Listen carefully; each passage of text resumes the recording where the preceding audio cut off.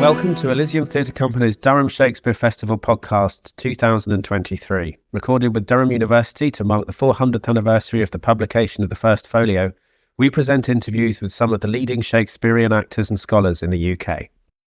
I'm Jake Murray, Artistic Director of Elysium Theatre Company, and with me is Reader and Associate Professor in Tudor and Early Stuart History, NATALIE MEARS. NATALIE, thank you so much for doing this for us. So let's start with, if you could just explain what began your interest in history, and particularly this period, the Elizabethan and Jacobean era. Well, I'm the first person, possibly the only person in my family to go to university. And I wanted to be an academic, probably without knowing really what it involved.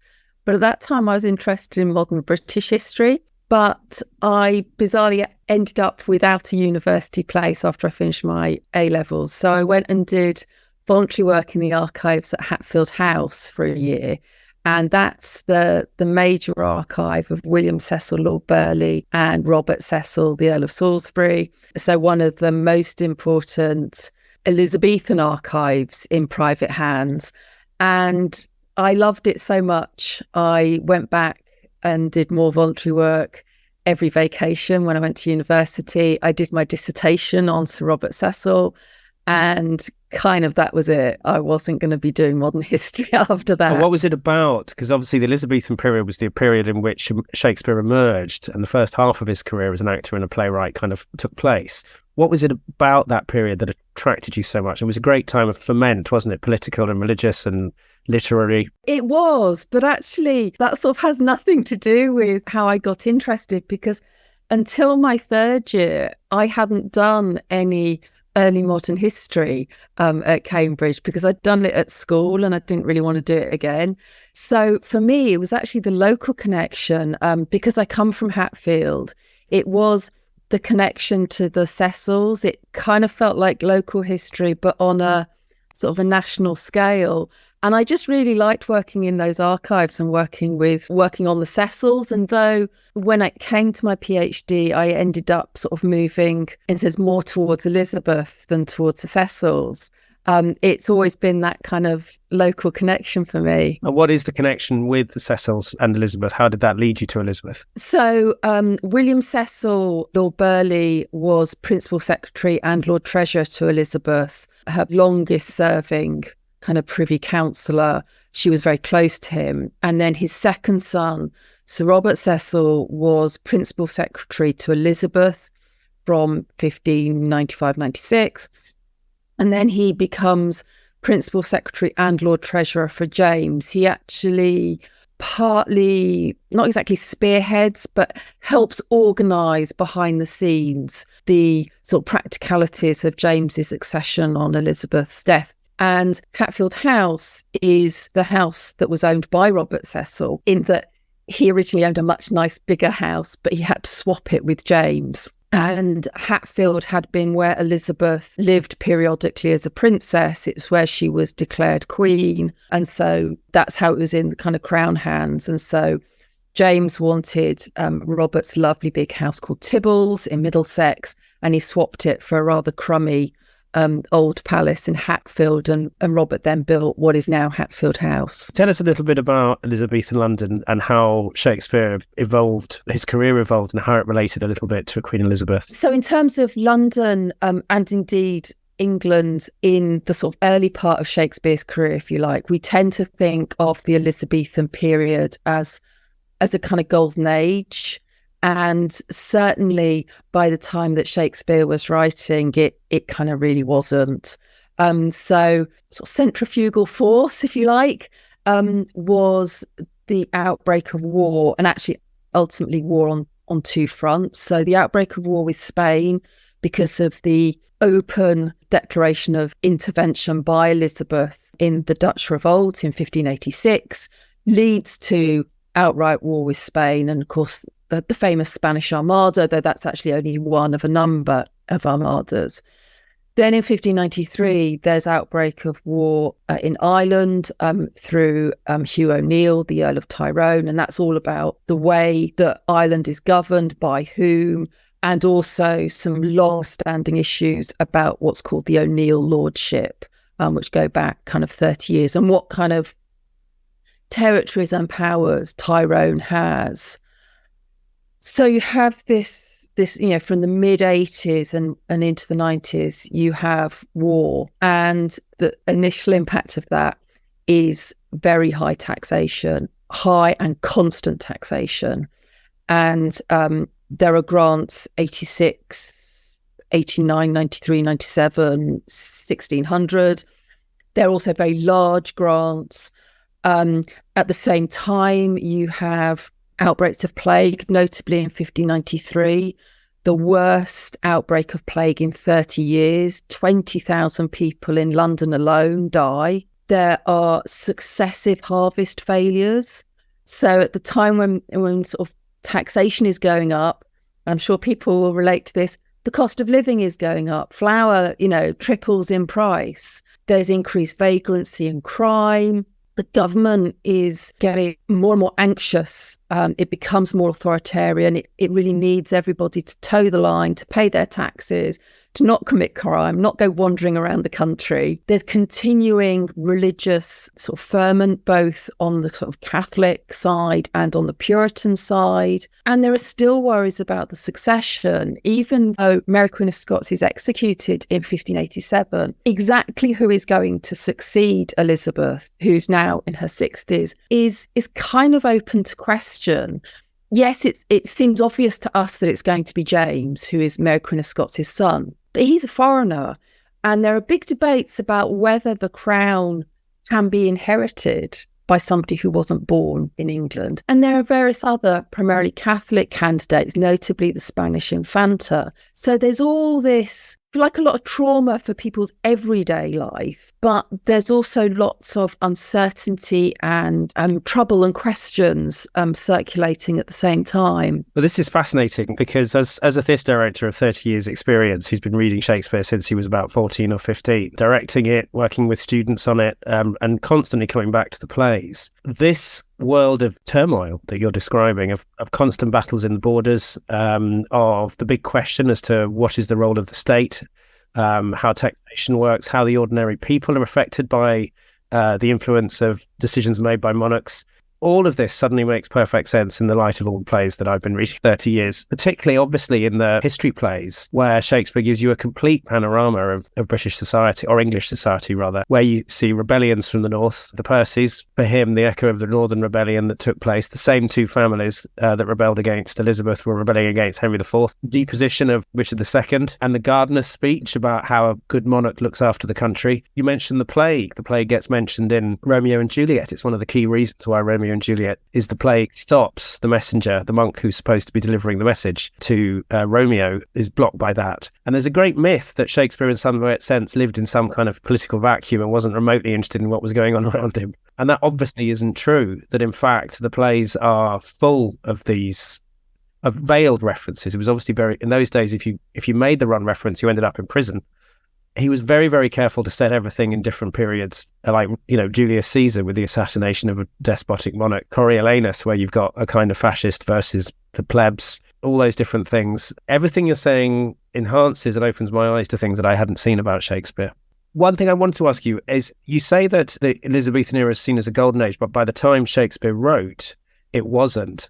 Does that mean that Shakespeare would have grown up in a time of a positive kind of experience and then it was declining towards the end? I think one of the things that Elizabethan historians have shown during the time that I've been an academic is that though the 1590s are perhaps the worst of the Elizabethan age, that the regime itself was always pretty vulnerable. And so I would perhaps, the short answer to that, I think, would be that it was a bit more positive. There wasn't outright war. There was taxation, but it's not as relentless. There were outbreaks of plague. And certainly London tends to get affected more by that simply because of the density and size of the population. But you've got the governance of a woman. Admittedly, she's not the first, but that raises questions in a patriarchal society. You've got ongoing religious dissent and difference. I mean, England itself only really becomes a sort of Protestant nation until the 1580s. And that's kind of by default, because you've got fewer and fewer people who have known a Catholic past. When Elizabeth comes to the throne, the majority of the population is Catholic. I mean, there's lots of myths about the Elizabethan Golden Age, but there's also lots of myths about Mary Tudor and how kind of, bad and nasty she was. And there's, in terms of religious dissent and problems, Catholicism, if you like, becomes or is deemed to be more problematic, increasingly problematic for the state. But Puritans are actually a problem more or less from the start.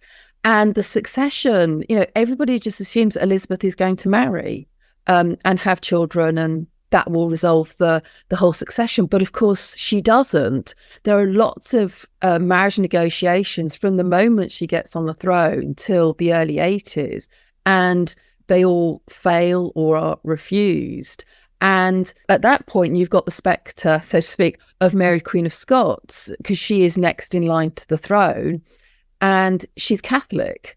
And so you have people like Sir Francis Walsingham saying that Protestantism is the best of their children's inheritance. And that's really what they're trying, people like him, Burghley, Leicester, that's what they're really trying to achieve over the succession, is the maintenance of Protestantism. Again, fascinating, because again, Shakespeare's plays are full of those kind of plots and power struggles, and people trying to usurp or hold on to the position of power on the throne.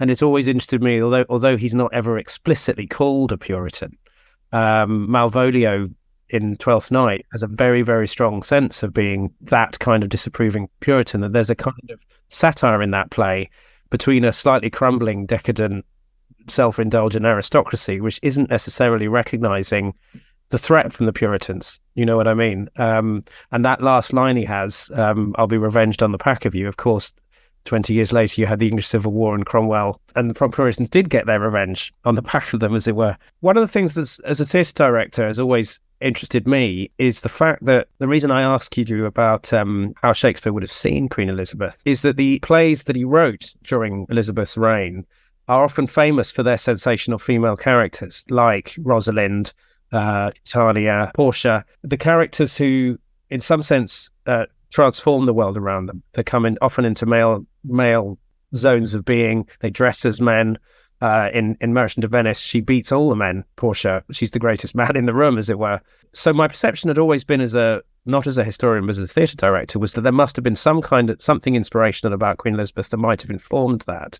And it's talked about, there's some connection, you've talked to me about it, between Titania and Queen Elizabeth, which is a rather unusual way of paying tribute to someone, is to have them fall in love with an ass as his head. Anything you want to say about that? Am I way off the mark, or is there something to be said for that? Because certainly that energy changes in the plays under James.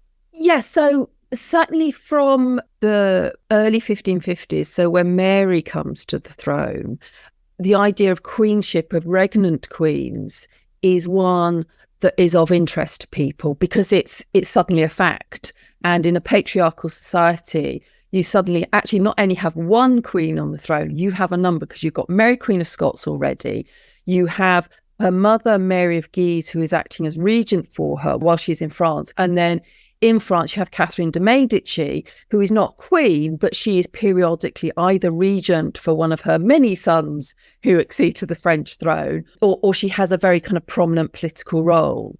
Now, quite a bit of that sort of political debate is actually generated both by ideas of patriarchy and also by religion. So Knox is famous, the first blast of the trumpet against the monstrous regiment of women is written against the Marys and Catherine.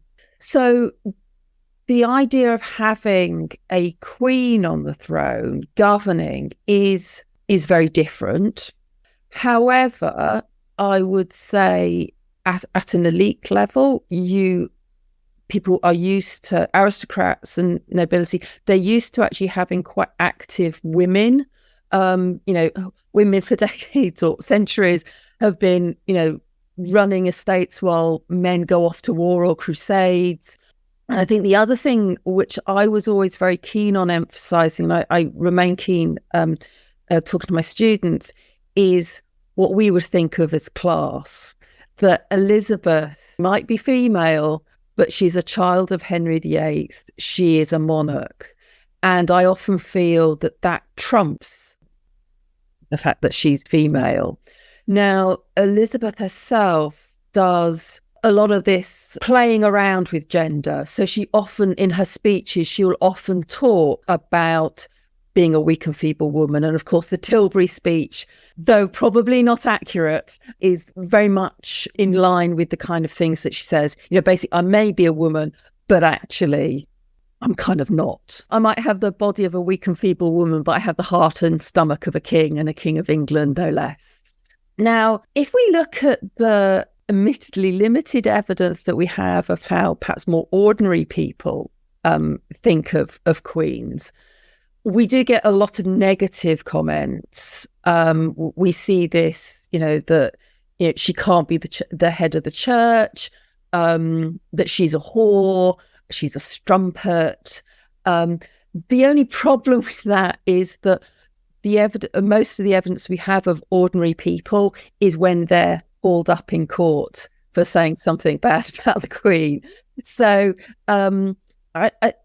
if we look at things like celebration of Accession Day, there does seem to be a sort of acceptance of a queen because she's the queen, because she is the legitimate monarch, and that kind of overrides the issue of her gender. And I can't remember where I came across this, but I did come across an anecdote, because I can't remember the source, I don't know whether it's really true, of somebody seeing the Queen and going, oh my goodness, she's a woman, and not realising. Well, yet again, what you're saying enhances my appreciation of the play, because those insults that you've just quoted towards the Queen are exactly the insults that are levelled at Cleopatra. The same kind of horror and shock that a woman could have the power of a man.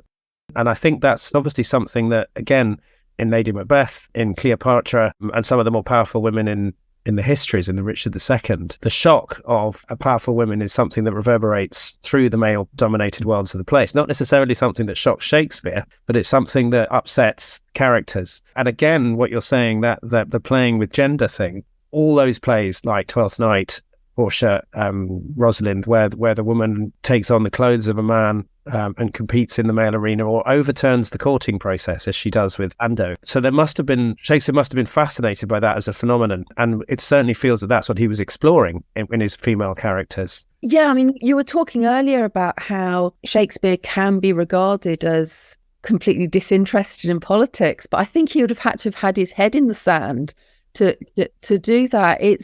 His work is brimful of all these issues, and actually he's not, he might be the best at it, but he's by no means alone. We see it in other plays, and very much going back to what you were saying earlier about the history plays. History is one of the main ways in which you would discuss these issues. As you say, you want to be discussing it at one remove. It's also a very kind of Renaissance sort of thing to do. It's very much the kind of language and the culture that you would use, and something that Elizabeth is very conscious of. She sees one play about Richard II and she goes, oh, that's me, that is. Again, we have another scholar of Shakespeare talking with us on this, and she talks about the fact that the idea that because Shakespeare wrote about kings, that this meant that he was essentially a sort of high Tory conservative playwright. But we forget that although he's very in favour of good kings and good rule, he's very aware of turmoil and the threat of tyranny. Also, the need of the common people to feel that they are part of what's going on. Very interesting in what you're saying about how he veils his politics, because whenever he deals with a political system which isn't monarchy, he sets it in Rome. This is a republic and you're executing Caesar. It's like, yeah, but it's the Romans. I'm not talking about what happens here. As I say, you could be imprisoned if you got it wrong and you were accused of treason. And the astonishing thing was, once James became king, his company became the king's men. And under Elizabeth, it was the Lord Chamberlain's men. But that still pretty much put him in the sphere of Elizabeth's court, didn't it? Yeah. And actually, going back to what you can and can't say, an interesting example of this, which involves another famous Elizabethan writer, Edmund Spenser, is what goes on during the Anjou marriage negotiations in the late 70s, early 80s. That's when Spenser writes The Shepherd's Calendar. And parts of that can be seen as exploring some of those issues of the succession and marriage, whether Elizabeth should marry or not. It's an elite publication, the plebs ain't going to be reading it. It's all rather obscure and kind of wrapped up in metaphors. And whereas John Stubbs, who is a lawyer, writes a pamphlet which is very, very explicit about the marriage and about the Duke of Anjou and how Elizabeth should really just listen to the men and do what she's told. And funny enough, he's the one that actually gets his hand chopped off. So yes, it depends who you are, but also what you're saying, in what format, who the audience is. So yeah, in a public space, you have to be far more careful. Well, also, again, fascinating things you're bringing up, because I know Spencer's work as well. You could argue that the Fairy Queen is one huge God bless you aunt, currying favour with the Queen. But again, as you say, aimed at an elite audience, aimed at a court audience. The language is very elaborate and ornate. Whereas what's so interesting with Shakespeare, as we've explored in a lot of the other podcasts, is the vast amount of his audience was the opposite of the elite. When he does write those history plays, he brings those people on stage. We were discussing again with this other scholar, Pauline Kiernan, the scene in Agincourt where the three soldiers have the conversation, and they're given extremely ordinary English names. Everybody else are called things like Bardolph and Nym and Falstaff and Pistol. And this is like Michael Williams, very straightforward. And it's as if three men have climbed out of the audience and taken part in the play. And that intimacy, that connection, I think was very important to Shakespeare. How did it all change, if it changed, under James? Because James was a big patron of the arts, wasn't he? He was, but he's not super fond of theatre. That's Anna of Denmark, his wife, and his eldest son, Prince Henry. James, I'm afraid, likes a good sermon. But he's a writer, he's a debater. He's said to be a very good debater, though, quite frankly, when you're king, you probably always win the argument. In terms of, if you like, the change between Elizabeth's reign and James, there are both continuities and differences, and some of those continuities are sometimes thankfully short-lived. So going back, if you like, to my list on Elizabeth, in terms of war, that thankfully ends quite quickly. So famously, the Irish War, the 9 Years' War in Ireland, ends because Lord Mountjoy doesn't tell Tyrone that Elizabeth is dead. And Tyrone signs a treaty 3 days after she's dead, which is actually quite a good treaty, actually. And then James ends the Spanish War again through negotiation in 1604. What other continuities do you have? There is the ongoing religious sort of problems and divisions. We see that on the Catholic side, of course, with the continuation of plots, the Main and By plot, and then most famously the Gunpowder plot. Though I need to emphasise that James does not promote that as his version of the Armada, quite the opposite. And on the Puritan side of things, we have petitions. We have what's called the Hampton Court Conference, which is an attempt to sort of settle all those problems that the Puritans has, but actually doesn't. And that just kind of goes on and on and on, up to and into the Civil War. There's also an outbreak of plague shortly after James comes to the throne. But difference is, he's a man. So that after over 50 years, they're back to normal with not only a male king, but an adult one. But he's foreign, he's Scottish. Lots of people don't really know anything about him. The actual reception of his accession is a little bit difficult to gauge. There's kind of quite conflicting information and evidence about people really not having a clue, and then other people being, this is great, we have a new king and he's a man. And we send, there's lots of kind of cheap print and eulogies which are printed. So you have the sort of eulogies of, we've lost Elizabeth, isn't that terrible? With, the king is dead, long live the king. He's a foreign king. Scotland is very different culturally in terms of religion and the way it's governed from England. And he's an experienced monarch. And of course, he wants a union of crowns at the very least, but preferably a kind of a proper union between the two realms. And that ultimately doesn't work out. So where does the perception come that things were great under Elizabeth and they started to decline under James? That goes back to more or less Elizabeth's death and the historians and people who write about her and about James. So two kind of classic responses are William Camden, who writes basically two sort of histories of Elizabeth's reign. And one of his jobs is to retrospectively explain and defend why Elizabeth never got married. And actually, that's where we get some of this stuff about her vowing to live and die a virgin and stuff. He's just making that up. On the other side, we have writers like Anthony Weldon, writing in the 1620s, I think, and Robert Naunton. Naunton is actually writing allegedly about Elizabeth, but as we've said before, is actually writing about James. Weldon creates this image of James as having a speech impediment, about being actually quite ignorant, a coward, bandy-legged, and just thoroughly useless as a king. And that's had a really important and powerful legacy for historians and other writers ever since then. And of course, those histories of Elizabeth and James have constantly reflected and been inflected through the political and religious politics of the 17th, 18th and 19th century, and indeed the 20th century. And really, it wasn't until the late Jenny Wormold's work on James, and particularly an article she wrote called Two Kings or One, that has really kick-started a much more positive evaluation of James as certainly an effective monarch in Scotland, possibly not quite so effective in England. The debate is still ongoing, but certainly not the kind of sort of slurring, incomprehensible idiot that Weldon would have had us believe. But it's fascinating, isn't it? Because in many ways, when people think about Shakespeare's greatest work, they do tend to move towards the tragedies, and the tragedies were almost exclusively written under James.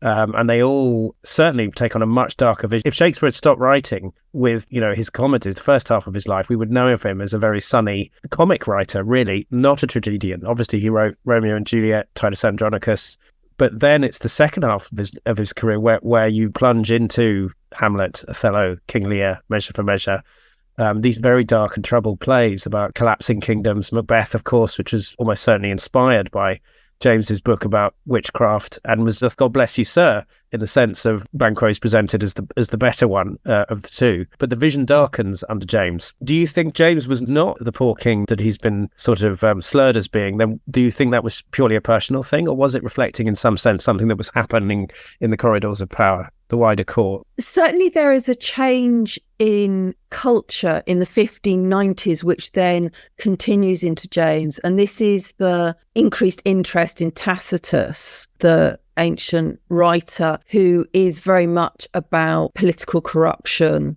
and political division and trouble. And he becomes fashionable in the 1590s, whereas prior to that, it's Cicero, Seneca. They're the people who are defining the way that politics works, but also in sort of perhaps infusing some of the literature that's about politics. In terms of, if you like, whether James's reign was kind of bleak, I'm not quite so sure. I mean, yes, there are problems. There are problems with crown finance.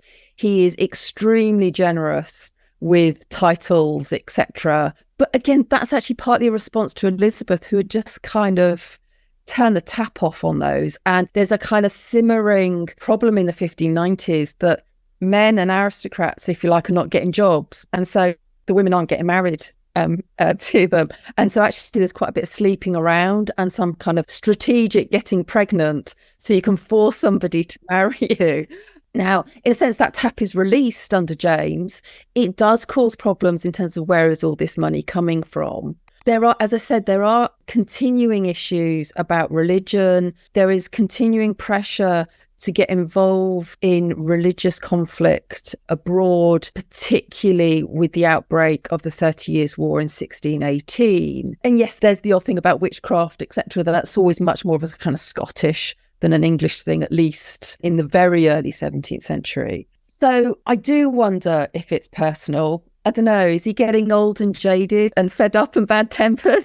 I don't know. No, it's not clear what happened. But it was interesting because, as I say, it was the King's Men. It was directly funded by the Crown. You mentioned that was Anne of Denmark, who was really the enthusiast. But nonetheless, he would have known both Elizabeth and James. So perhaps it was personal. Perhaps there were allies of him or friends in the court who fell out of favour under James. I don't know. But certainly there is a darkening of the vision in that period. It becomes more apocalyptic and catastrophic and ends with the late plays, which move off into a kind of vision of healing and renunciation and that kind of thing. So if nothing else, you made me want to go straight back to the history and find out more, because everything you said, as I say, has enhanced my appreciation of the plays, but also made me think again about some of the assumptions that I had and that I've been spouting for 30 years. And I think that's an incredibly valuable service, really. And I hope that everybody who listens to this will find themselves fascinated and with a new appreciation of what a fascinating time it was. Because the myth is, as you say, that Elizabeth was this wonderful golden age, good Queen Bess, the beginning of the British Empire. Everything was fab, and we all look back at it with great fondness. And it was much more complicated than that. And again, the simplistic narrative that it was great under Elizabeth and terrible under James is clearly a myth.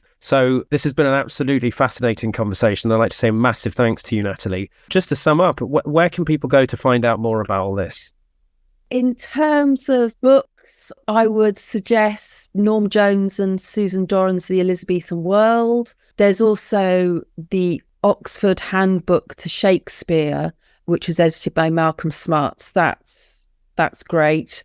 John Guy did a collection called The Reign of Elizabeth I, which my undergraduate dissertation is in. So there's that. Helen Hackett's just written a good, more popular book on Elizabeth and sort of Elizabethan worldview. Works of Jenny Wormold on James VI. And on Elizabeth, I'm going to give a very cheeky plug to the book that I'm working on at the moment. Don't hold your breath for it to come out. But I'm working on a book which I refer to as Elizabeth I meets Me Too and Black Lives Matter. And it's all about the accounts of Elizabeth, posthumous accounts, which are not written by elite, white, educated Protestant straight men. That's turning up some fantastic stuff and means I get to work on not only the sort of traditional sort of history and literature, but science fiction, video games, Japanese anime, graphic novels, and lots of fun stuff like that. Well, it's a fantastic way of bringing the story full circle to the present day. Natalie, thank you so much for this. It's been a great pleasure. It's been wonderful talking to you. Thank you ever so much for inviting me. Thank you very much. That was Natalie Mears sharing with us her knowledge of the historical background of Shakespeare's work. To find out more about the Durham Shakespeare Festival 2023, go to our website www.elysiumtc.co.uk.